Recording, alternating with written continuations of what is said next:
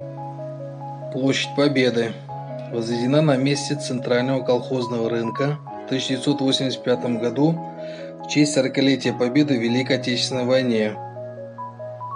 Символ Победы – триумфальная арка.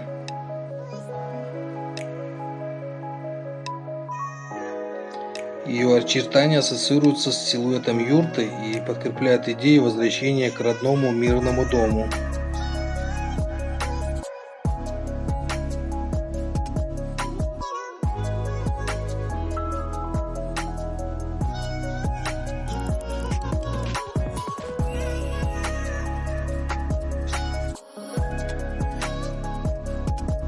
Внутри находится статуя Мать.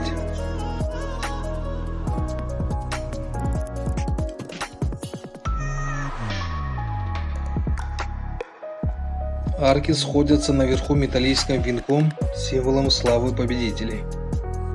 В нижней части очаг с вечным огнем.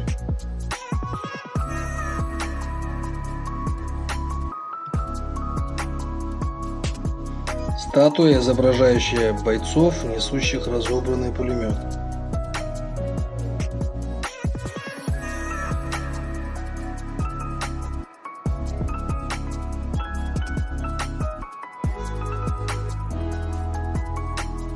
А эта статуя изображает воинов с детьми, возвращающихся с войны.